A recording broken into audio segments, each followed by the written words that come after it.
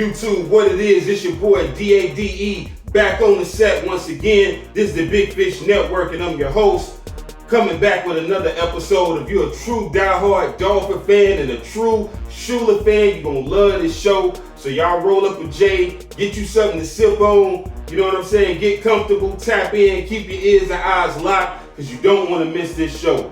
Shout out to all the subscribers to the channel. I appreciate the support.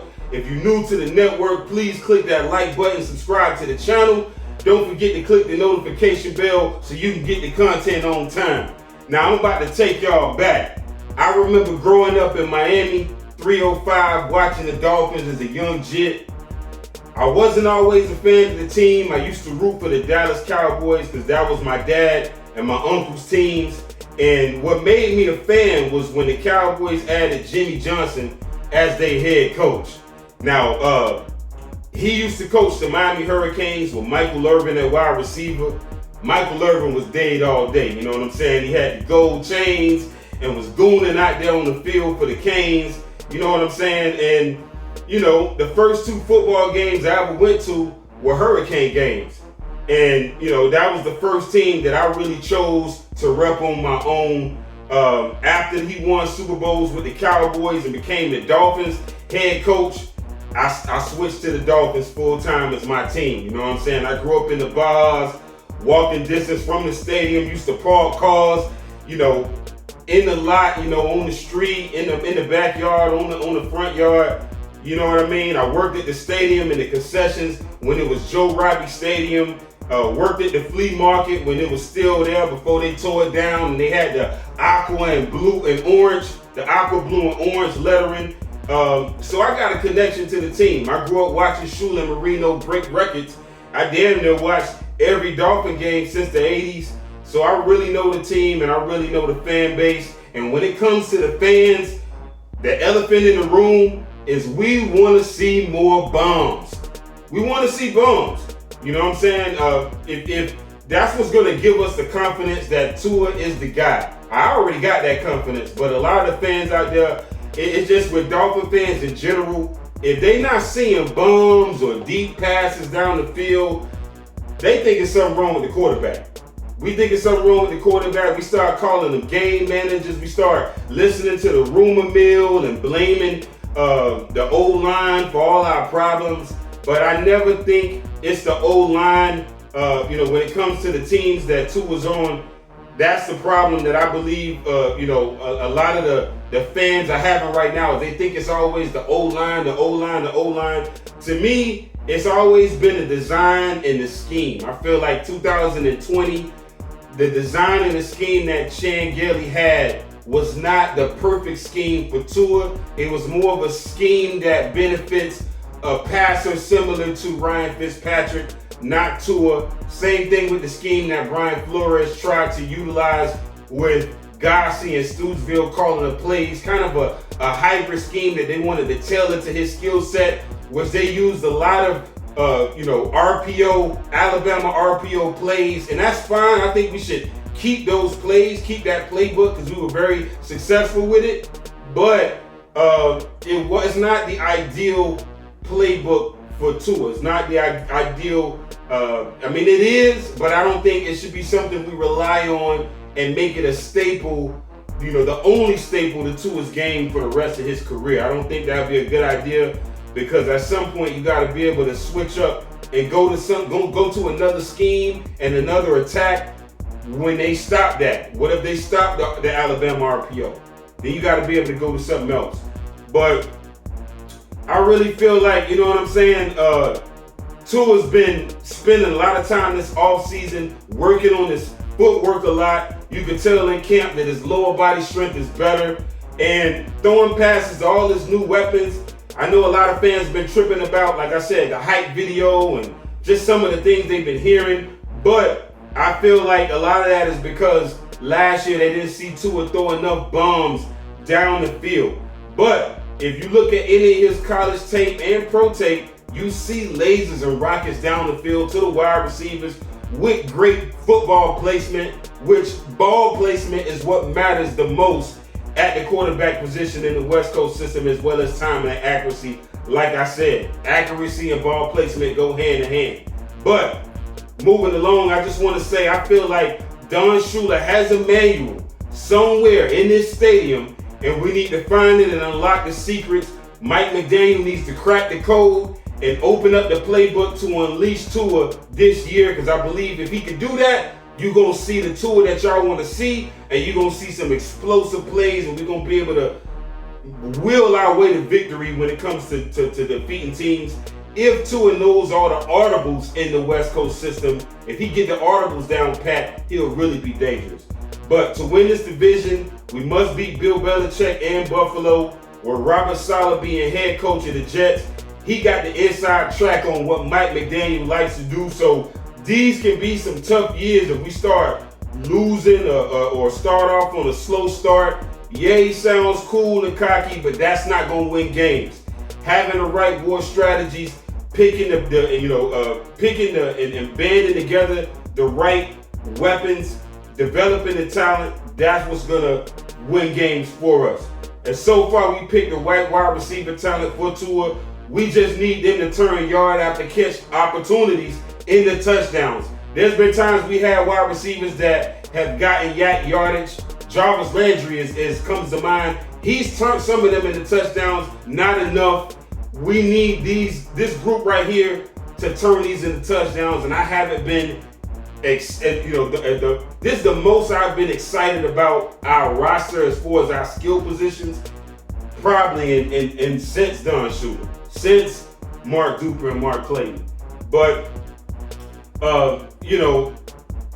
we need Tua to sink his feet with the receivers so that he can connect on these deep routes, off these 5-step drops. If he can master that, you're going to see deep post bombs, deep dig routes that yak for touchdowns. That's what Marino was able to do. And you'll see in this video how Shula used deception to open up big plays down the field in the passing game and basically put Marino in a position to where he could use his dual back attack to make teams have to pick their poison, and forcing teams to do that every single game. A lot of fans think Marino was just lining up in shotgun and throwing bombs every series. That was absolutely not the case.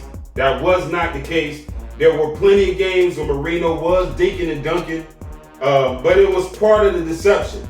It was designed that way. This is the first of a series of videos that I've been working on called Tua's New Playbook.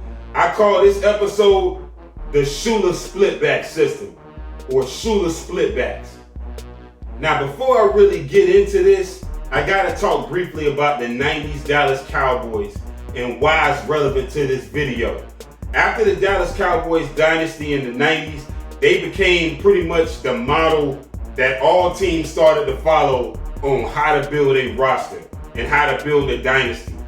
Jimmy Johnson's draft chart and number system for valuing picks became the standard and is probably the standard used today for team building.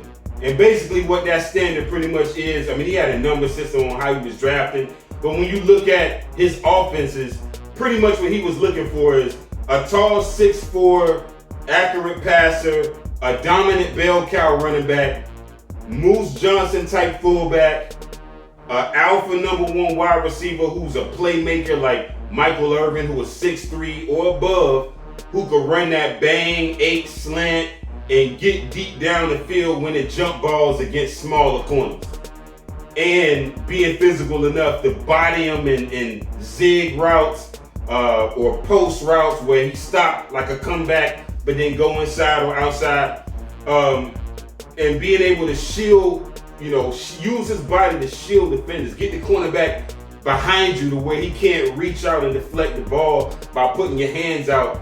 Being a good hands catcher is what you got to be as far as a physical wide receiver in that system. And then the number 2 wide receiver was almost as good and could have also been a number 1. Alvin Harper had that ability, although he wasn't a number 1, which they saw when they traded him to the Tampa Bay Buccaneers. A lot of key plays for the Cowboys that won them games was from jump balls and just their receivers out physically physicaling ain't even a word, but out physicaling the corner that's defending them. With the shorter wide receiver as a slot wide receiver and a kick returner. That's pretty much how Jimmy Johnson had it. You think of Kevin Martin, he wasn't as big as Michael Irvin and Alvin Harper. He was more of that slot guy, and Irvin and Harper's size was too much for teams, and that timing Air Coryell system was hard to stop, and it was proven. So, Air Coryell did it with the Chargers. Ernie Zampese, who learned from Air Coryell, just pretty much brought that system over.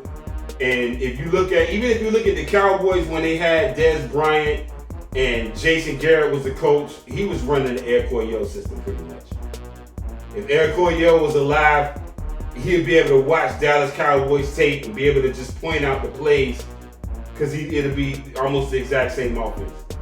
We tried to duplicate that with the Phins when Dave Wanstead became the coach with Jay Fiedler, Chris Chambers, Oronde Gatson, and Ricky Williams at running back.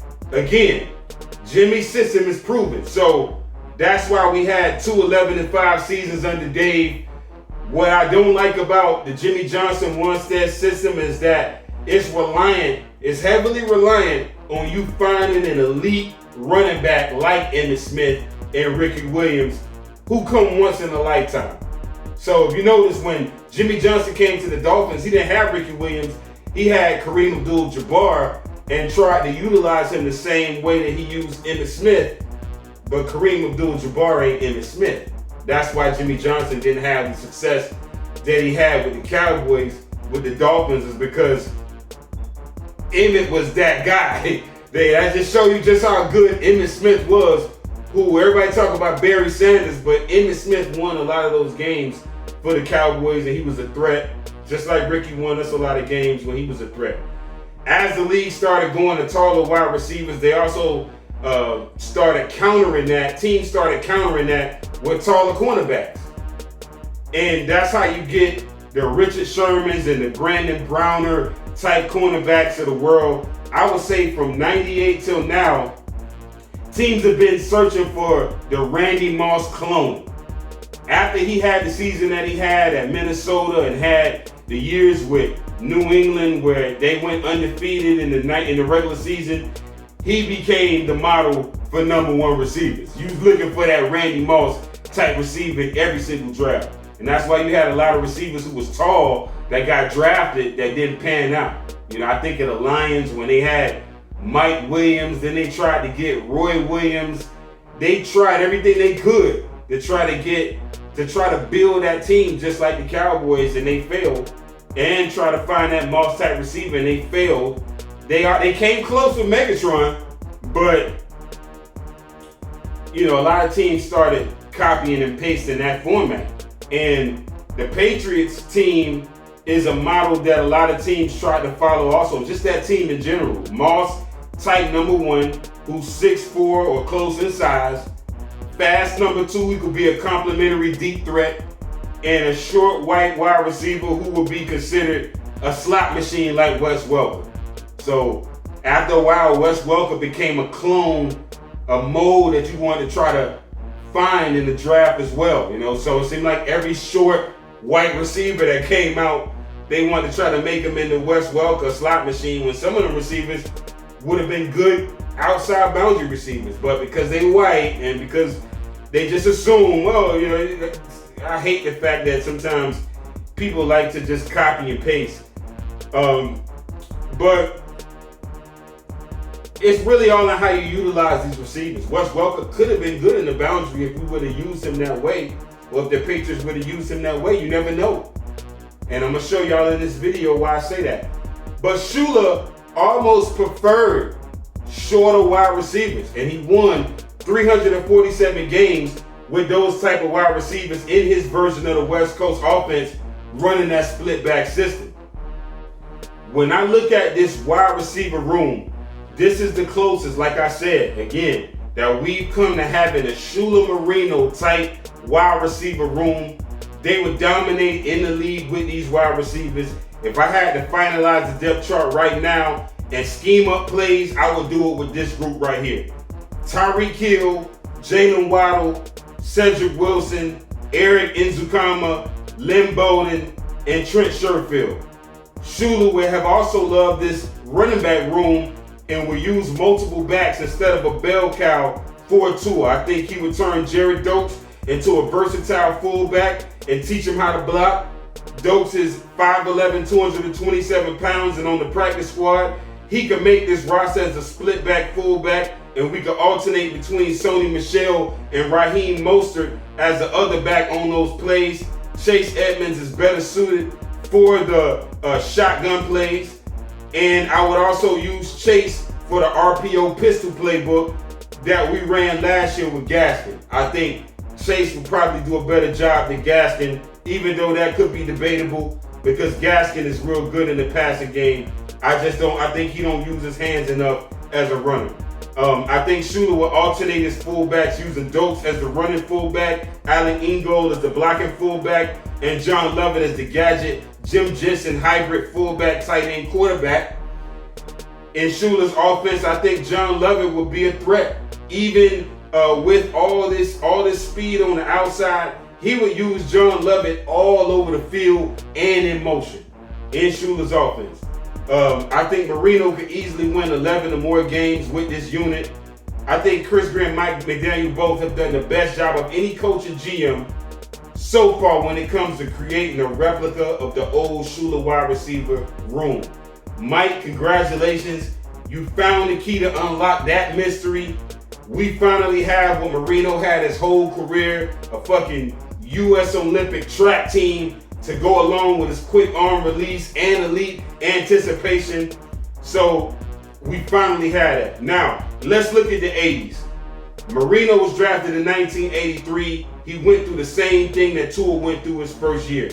Didn't start the season, but got inserted after week 5 and showed promise. The difference is the next 2 years, Marino didn't have to deal with this quarterback controversy and dumb rumors from the media. He didn't have to deal with that. He threw for 27,853 yards, 220 touchdowns, and 89 INTs in the 80s, with his best years being 84, 85, 86, and 1988. 84, we went 14-2 and went to the Super Bowl, but lost to the 49ers. That was Marino's only trip. He never went back since, but he threw for 5,084 yards, 48 touchdowns, and 17 interceptions, which was otherworldly back then. He shattered all the records. 1985, we went 14-4. He threw for 4,137 yards, 30 TDs, and 21 interceptions. 1986, we went 8-8, but again, he threw for 4,746 yards, 44 touchdowns, 23 interceptions. And then 1988, we went 6-10. And the reason why I put that as one of his best years is because even though we went 6-10, that was actually one of the only seasons where we didn't make the playoffs under Shula. He still threw for 4,434 yards, 28 touchdowns, but he had 23 interceptions. So our success with him throwing that many times for that many yards, it's a mixed bag. It's a mixed bag. When we didn't have a lot of injuries and a good defense, we had winning seasons. When we had the latter, we had okay or a losing season, which Shula really only had one losing season with Marino at quarterback. Those are facts. During the 80s and the 90s with the Marx brothers, we was the greatest show on grass and one of the best teams to watch on Sundays. Marino feasted on the league by throwing to elite route runners in the Shula Splitback scheme, and he threw a lot of bombs to the Marx brothers and Nat Moore in the 80s.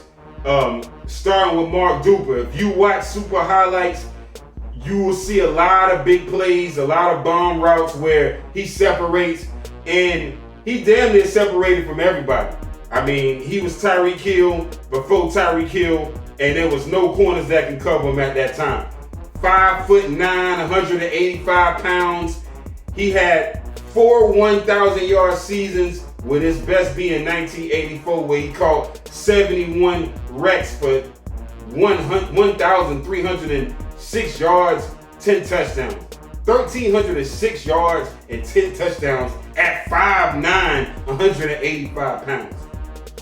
Just think, it took Jarvis Landry 100 wrecks to reach a century, and Duper went above that with less.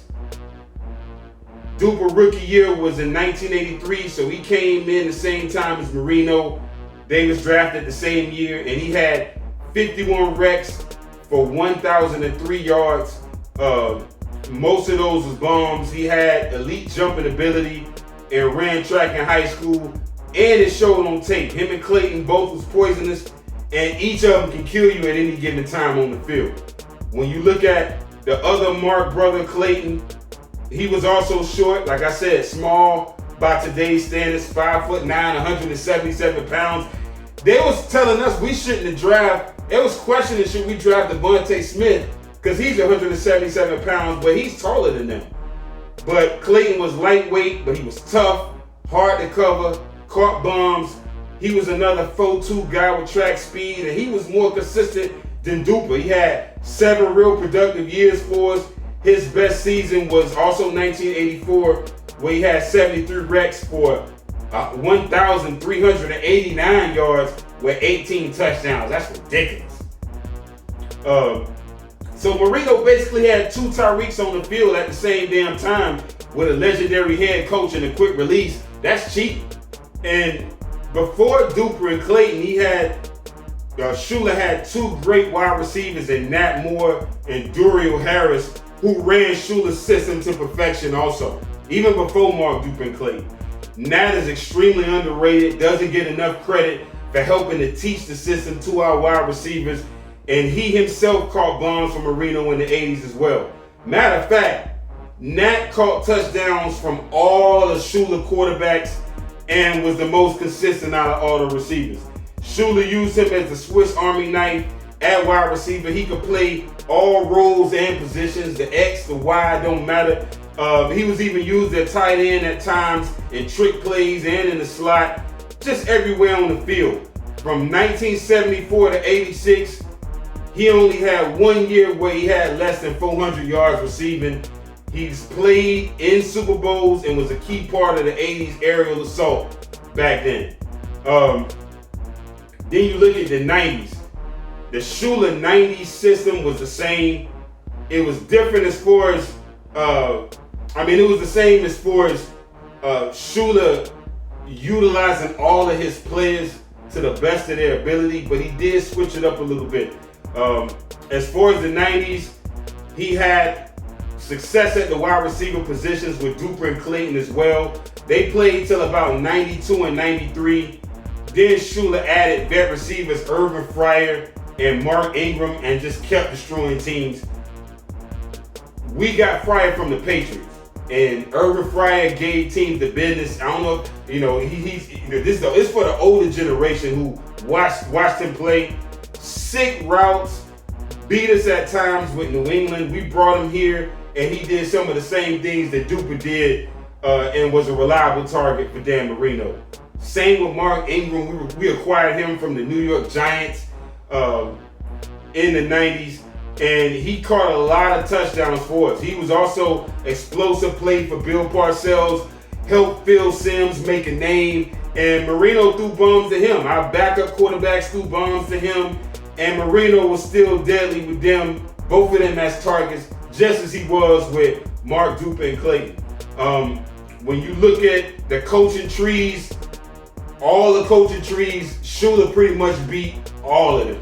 The only one he really struggled against was Air Coryell, but he beat Air Coryell once, even though Air Coryell did get the best of him. But he beat the Walsh tree, the Bill Walsh tree, the West Coast offense. He beat that, but he also lost to the Bill Walsh West Coast. He beat Jimmy Johnson. He beat Marty Schottenheimer's scheme. He beat Chuck Noll's scheme. He beat Mike Holmgren's version of the West Coast.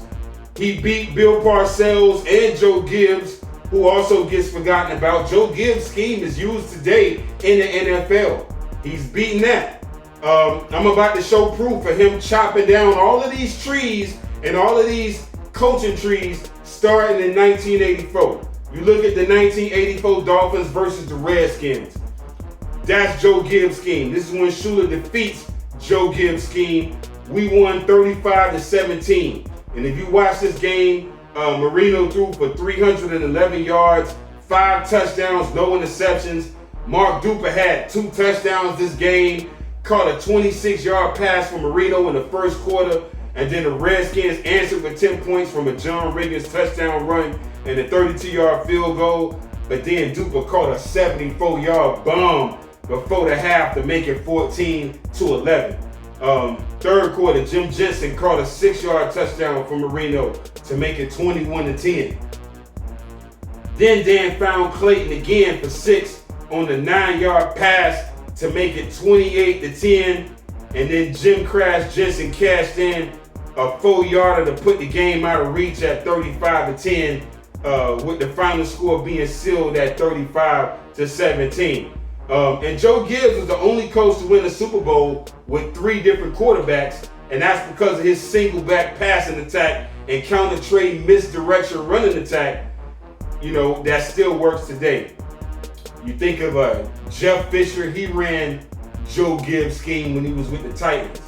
But he won, Joe Gibbs won 3 Super Bowls with one with Joe Theismann, one with Doug Williams, and one with Mark Rippon. 84 Joe Theismann was out there balling. He finished the year, Joe Theismann. When Marino went off in 84, Joe Theismann also went off. He threw for 3,391 yards, 24 touchdowns, and 13 interceptions. Obviously, he didn't throw as many touchdowns as Marino, but still, in the NFC, that was good. Joe Theismann could have been a Dolphin. Shula drafted him, but he traded him to the Skins, and Theismann was legit. On the front, on the front line, he wanted bigger linemen, Joe Gibbs, 300-pounders who he called the Hogs, who knew how to move men and create space, how to be power pawns and chess pieces in the rush, and punish teams with power running from fullback. John Riggins, who ran like Larry Zonka and had 1,239 yards, 14 touchdowns. And when you watch the tape, the Skins ran out of single back sets a lot. Gibbs is credited for drawing up those formations first, and he was the first to use the H-back. A lot of people don't know that. Shula still beat him with the split back West Coast system. I call it West Coast because it's a lot of the same formations that the 49ers ran under Bill Walsh with Jerry Rice and John Taylor, except Shula tweaked it a little bit to fit his approach. And when you look at Paul Brown's coaching tree, they put Bill Walsh directly under it, but Shula played for Coach Paul Brown. He's seen the system firsthand. He should also get credit for the implementation of the West Coast scheme. He knows it inside and out, and Marino ran it to perfection. All you gotta do is watch the tape. We dominated Washington, not just because of the offense, but that Killer Bees defense was able to neutralize Joe Gibbs' scheme and keep his 3 wide receiver posse at bay, which we had to do. Their leading wide receiver, Art Monk, had 1,372 yards, 7 touchdowns and 84. So Washington had everything that you would want on the team. They went 11-5 in the NFC, but Shula just had a better scheme, and Marino had his best season, and for a long time he had the best season of any quarterback, mostly throwing out of split back formations. Split back. 1988, Shula defeats Marty Ball.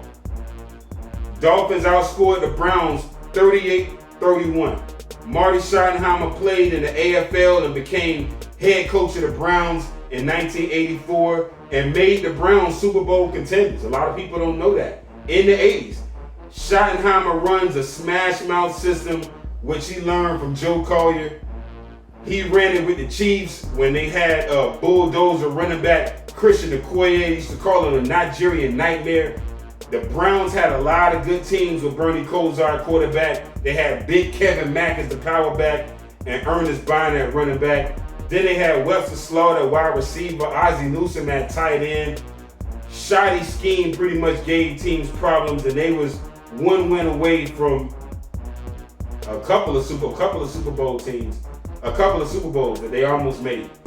But he gave Cleveland that swagger too, wearing the trench coats on the sidelines. They used to call him the trench coat mafia back then. He also coached, like I said, at Kansas City, Washington, and he coached at San Diego with Drew Brees and LT.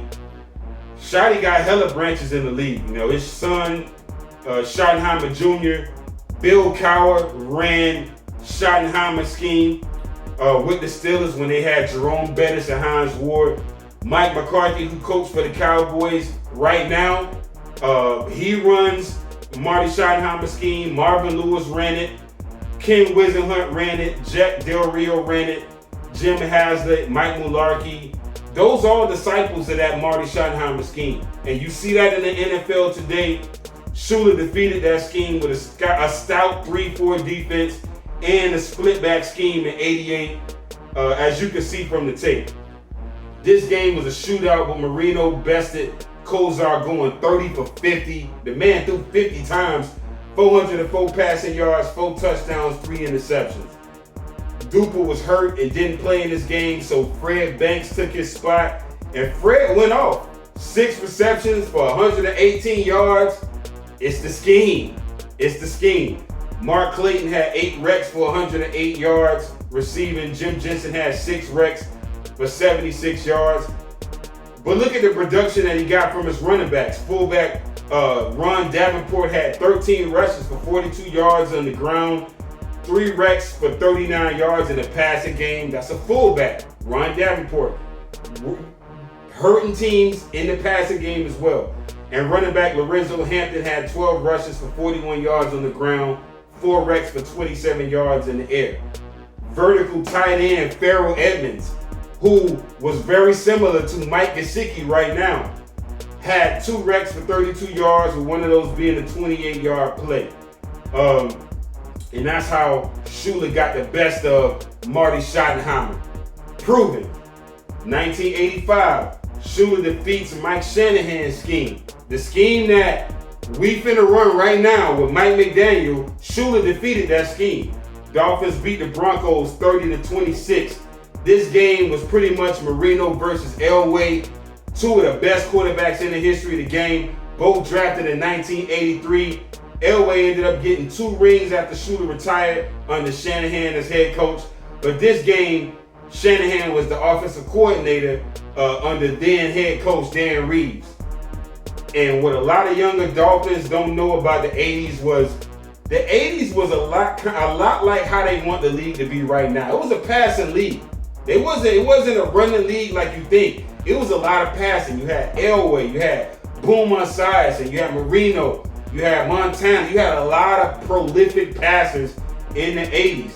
Elway, had a quick release and a strong arm, just like Dan Marino, and he killed teams passing to 3 wide receiver sets. 3 wide receiver sets that he used to call the 3 amigos, which was Jackson, Johnson, and the Teal.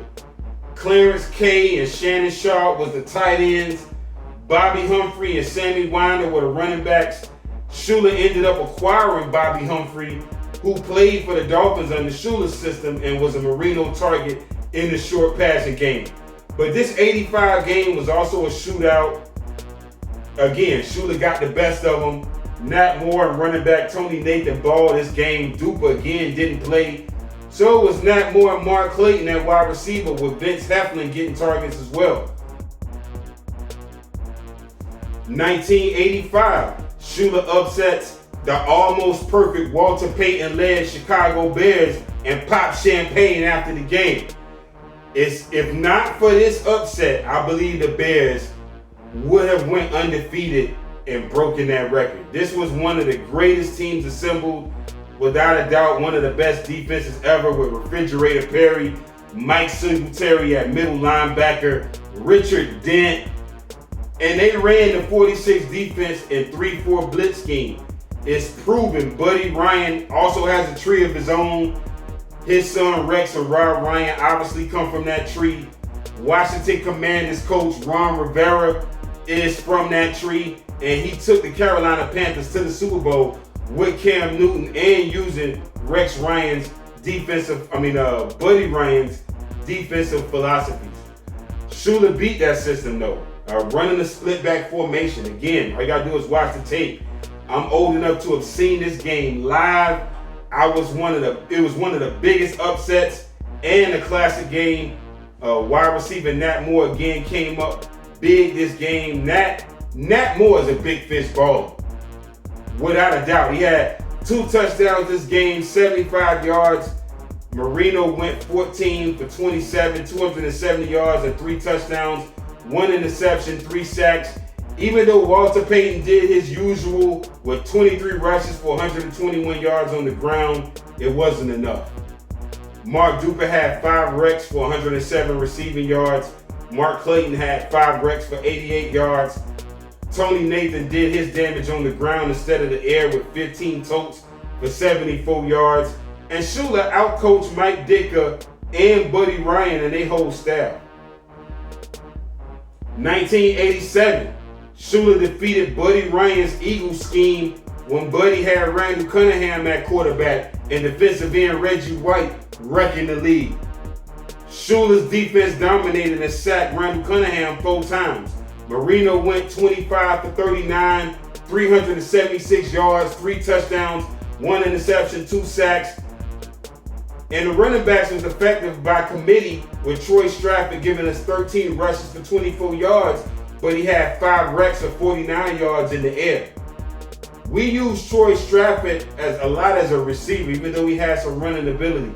Fullback Ron Davenport had 10 rushes for 49 yards and 4 wrecks for 35 yards receiving. Again, Shula using the fullback as a receiving threat and a running back threat. Running back Lorenzo Hampton had 3 rushes for 42 yards with a long 34-yard run this game. He also had 2 wrecks for 30 yards receiving. And Marino spread the ball around this game. Clayton getting the most wrecks with 7 for 104 yards this game, 2 touchdowns. Dupe only had 1 catch, but it was for a 39-yard touchdown. And that's what we're going to see with Waddle and Hill is if we make teams have to pick their poison from other threats, it's going to be hard to stop. Let's look at the 90s. Shula only coaches until 1995 in the 90s, and he retired in 95 after 95. But he did the same thing pretty much. I mean, it's the same thing, just interchangeable parts. He showed you that his system was superior. Throughout his coaching career, there was few coaches who gave Shula problems, like I said, besides Don Coryell and Marv Levy of the Bills being the other coach. Besides those 2, Shula got the best of the rest for the most part. 1990, we had one of the best teams in the league, and this team is one of my favorite Phins rosters. The New York Giants 1990 roster is also one of my favorite rosters in history of the game. I believe they won the Super Bowl this year, and they destroyed us this game. Bill Parcells was the coach with Bill Belichick and Tom Coughlin as his assistant. They shut down the split back attack and frustrated Marino the whole game. They hit our wide receivers hard and forced us into a lot of mistakes. And we were going up against a defense that had Lawrence Taylor, Carl Banks at linebacker. Reason why they had dudes on defense, and when you watch this game, you notice that this was the genesis of the amoeba defense that Flores and Boyer used. And I wouldn't be surprised if Flores watched this tape to shut down Garoppolo and the Niners in 2019 when we played it. But this 1990 Dolphins versus Giants game, Marino went 14 for 30, only 115 yards, no touchdowns, 2 interceptions. We got shut down. And what this loss showed me was that we should run the split back scheme, but be able to morph into other schemes pre-snap. If we get too comfortable with the split back scheme, with any scheme, obviously, you got to be able to adapt based on the team that you're playing. 1992, Shula defeats Marv Levy in the K-Gun no-huddle offense. Dolphins outlasted the Bills, beating them 37-10 in the blowout. This was rare and a huge win for Shula because for the most part, Levy had Shula's number.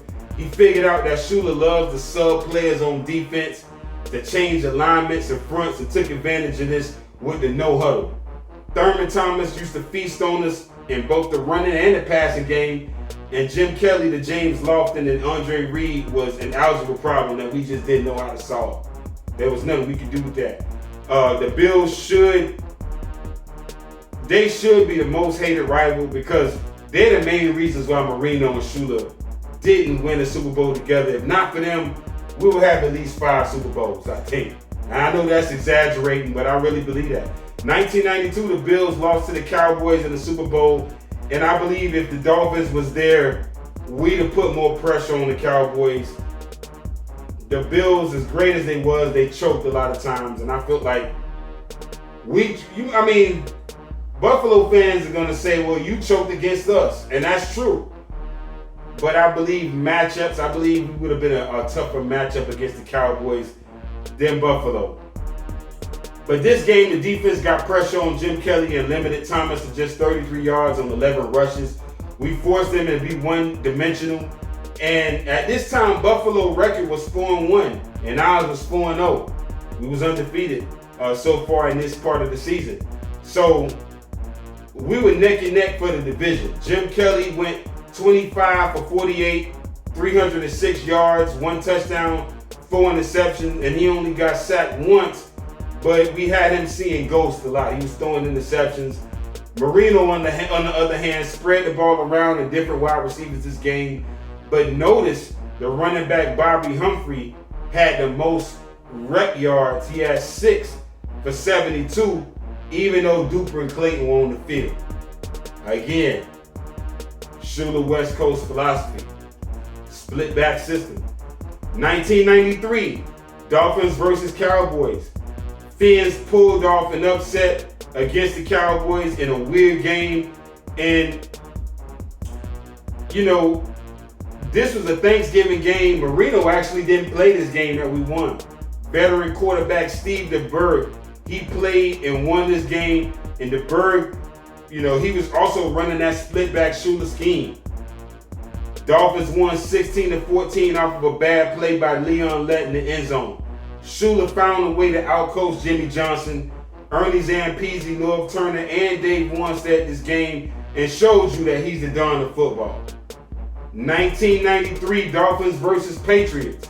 Shula gets revenge on Bill Parcells, defeating his scheme when he was the head coach of the Patriots. Bill Belichick was head coach of the Browns at this time and wasn't on the staff, but they had a young squad that went 5-11 in 1993 with Drew Bledsoe as the quarterback. Drew Bledsoe was dangerous. 93 Duper and Clayton was not on the roster, but we had 2 wide receivers that was the perfect replacements in Irvin Fryer and Mark Ingram, who we acquired from the Giants. And, he almost didn't miss a beat. Marino pretty much did the same thing. Shula definitely didn't miss a beat with them and had Mark Higgs at running back. Higgs had 19 rushes for 108 rushing yards this game and was the bell cow running back. If there was any back who could be close to a bell cow for Shula, it would be Delvin Williams, who was a bell cow once, and I would say Mark Higgs. Even though I think the only reason why Shula even attempted to make Higgs a bell cow is because he seen the Cowboys' success and wanted to show that he could win that way too. But he still leans on having a running back by committee type of running back attack. The Patriots still had weapons on offense. Troy Brown was their wide receiver before Bill Belichick. They had Michael Timpson and Vincent Brisby at wide receivers, Ben Coates at tight end, and this was really the beginning of the Patriot way. Chris Greer's dad, Bobby Greer, was on that staff as a pro scouting director, and this is where Chris Greer gets a lot of his concepts for building a team from. Romeo Cornell was on that staff, legendary O-line coach Dante Scarnacchia, was on that staff. Charlie Weiss was on that staff, and Robert Kraft was the owner. Only person that wasn't on there was Bill Belichick. But this 1993 game was another game that Dan Marino didn't play, was replaced by quarterback Steve DeBerg, who went toe-to-toe with Drew Bledsoe, going 16 for 27, 252 yards, 2 touchdowns, no picks, took 3 sacks in this game. Fullback Keith Byers had 5 wrecks for 48 yards. Again, as you can see, y'all seeing the theme here. The fullback getting wrecks. Tight end Keith Jackson was the primary tight end, had 9 targets, 5 wrecks for 99 yards. Wide receiver Irvin Fryer had 4 wrecks for 97 yards and a touchdown. We had a 5-1 record at this point since Marino's injury. So since his injury, we went 5-1 with Steve DeBerg and the backup quarterback, all because of the Shula Splitback system. It works. 1993 Dolphins versus the Browns.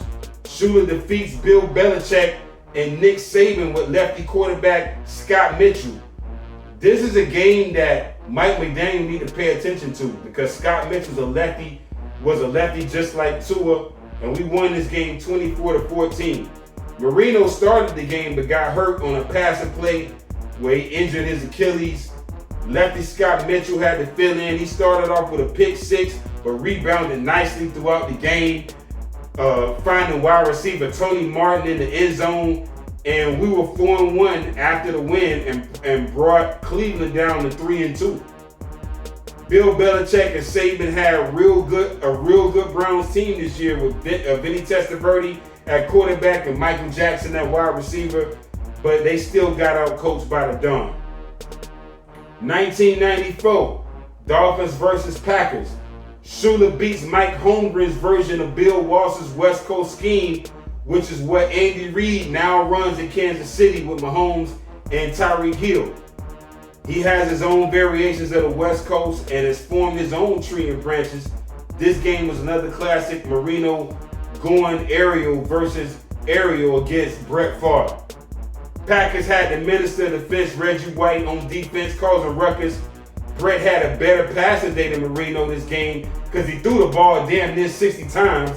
And the Packers defense got after Dan. Our defense sacked Favre 5 times and got a pick. And Marino threw 2 INTs. But Shula still found a way to beat Andy Reid's scheme this game. When you look at the strategy on offense, Shula was great at maximizing all of his talent to what they do best, and even more, getting more out of them than the previous coaches when it came to his vets. He had consistent success against any defense running his system, and like I said, found a way to beat Andy Reid's scheme that game. But he preferred wide receivers who were 6'2" and under, who are explosive, great route runners over height, large frame type wide receivers with catch radius, mostly 6 foot or shorter. That's pretty much what Shula was looking for.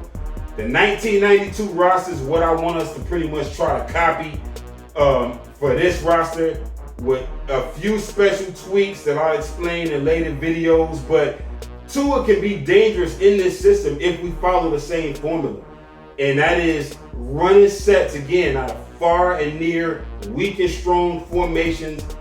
And see, when you run in the far and near and weak and strong and I form and split back shotgun, what it allows you to be able to do is, because we got 2 running backs on the field, we can morph into the pistol formation out of those formations. And that's what I think Mike McDaniel should take advantage of. That's what I really want to see us do. I already know that the installs are already, he's already putting the installs in, and we got camp coming up. But I'm really, really hoping that these coaches who got West Coast experience and who say they studied this, I'm hoping that they notice what they see from Bill Walsh, from Don Shula, and implement this system for Tua. Y'all let me know what y'all think in the comment section about this Shula splitback scheme and this Shula splitback formation. There was times where Shula would have them line up in I form, and you got the fullback and the running back, and then next thing you know, they'll in mid play, pre-snap, go to a splitback formation with 2 with a running back on each side of Marino. That's what I think we need to do with Tua. So let me know what y'all think about that. Let me know what y'all think about, what y'all been hearing about the offense and what y'all been hearing about our weapons.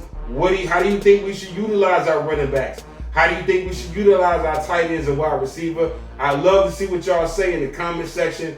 Till next time, signing off, TBFN, Phins Up.